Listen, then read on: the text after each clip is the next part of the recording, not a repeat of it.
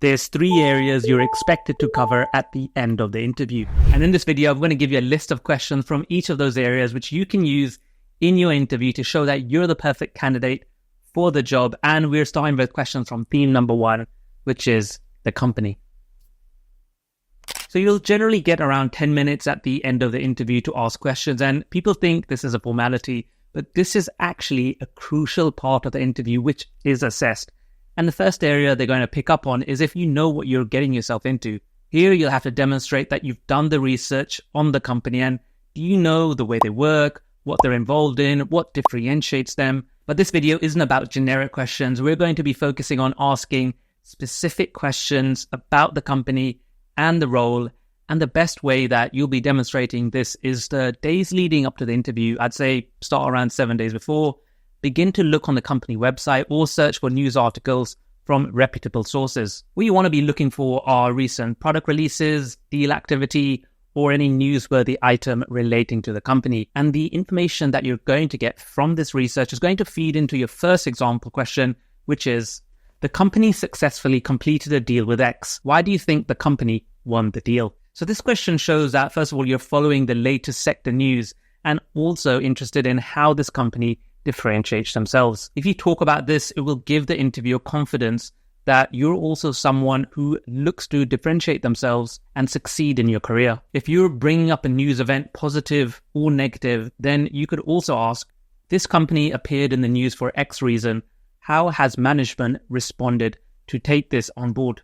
This one shows that you're interested in being adaptable, and if it was bad news, you care about good corporate responsibility.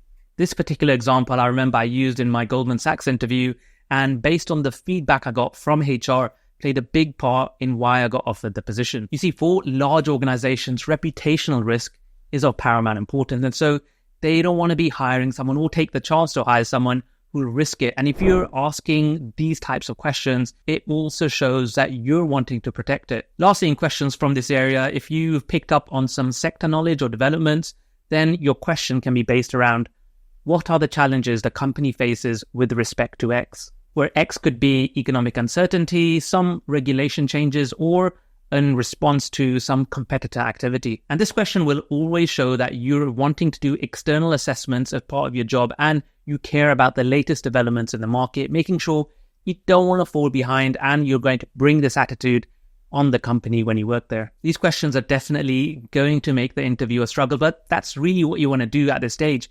You want to make sure you give the interviewer and possibly your future manager difficult decisions to make. Now, preparing for interviews is definitely nerve-wracking.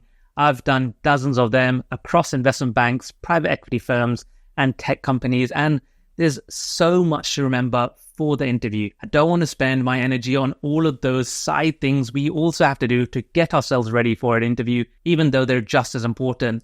This is why I've created a guide where you can use to just tick off all of those other preparations which happen outside of the interview room and put them on autopilot so you don't even have to think about them.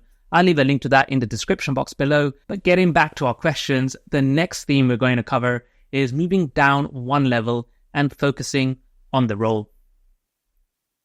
So you want to be spending more time focusing on questions from this theme because whilst the first theme showed the interviewer that you're not going to be wasting their time and you've done the research on the company, the second theme of questions will show the interviewer this role is aligned with your long-term career ambitions. To begin, make sure you familiarize yourself with the job descriptions and think of instances in your past experiences that map to the job responsibilities outlined. And you want to make sure you're sprinkling those responsibilities and skills throughout the interview. But the great thing about the set of questions in this theme is that if you feel you haven't provided enough examples so far, then you can use the questions from this section to help you prove that you're the right candidate for the job. With the first question being, what is the team strategy and how do they fit into the overall mission of the company? Here you're going to be thinking about what your role is and how it fits into the wider org.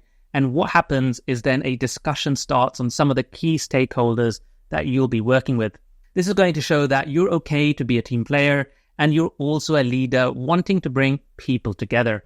And at the end of the day, it's always about teamwork, but you have to be ready to lead. The next question that you can use here is, what do you have in mind for the team in the next 6 months? This is going to show that you're a planner. You're not someone who leaves tasks to the last minute. And every manager will always hate this if they have someone who's not on top of their work, which ultimately means they can't give them more tasks to do because they'll just slow the team down. Now, the last question here is, tell me about a project the team worked on recently and the impact it had. So this is one of my favorite questions. I like it a lot because it personally helps me evaluate the scope of the work that the team has, and then I can link it back to the role that they're hiring for. I make sure I always ask hiring managers this question. So now we're moving on to the questions from the third theme, and this section is really going to make you stand out, with the focus here being yourself. Now, reading online, I hear some people say that the best question when it comes to this area is to ask, do you see anything on my CV that makes you think I'm unfit for the role? Don't do that. Not only is it cringe, but realistically, the interviewer will be put on the back foot, and not in a good way. By asking this question, they're probably not going to give you an honest answer because it's going to create a lot of needless back and forth when you're already at the end of the interview scheduled time, and you have to respect the interviewer's time as well. The intention behind that question is good. You want to find out if you're going to be good enough for the role, but you'll have to phrase it in a different manner to show that you're someone who's curious about the role and you want to be someone that's always improving the skill set. So phrase it something like this. What would make the person in the role that you're hiring for stand out? Here you're learning about how challenging the role is and showing that you want to excel at it.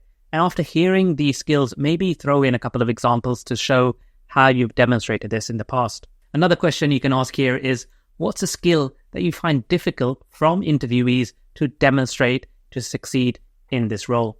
Here you're respecting the interviewer's time by letting them choose any missing qualities which they feel comfortable sharing, as well as understanding it's always a difficult process for hiring managers to find qualified candidates. By acknowledging this, you're showing you want to always help your manager succeed where they're having difficulties. And of course, this way, you're going to also learn the right skills needed for this type of role and understand what skills are currently missing in the labor market. Now, all of these are for the end of the interview, but of course, we all know how every interview begins. Can you tell me about yourself? I've already made a video where I guide you through this question and how to answer it. I'll leave that next to me, so go check that out, and I'll see you all in the next video.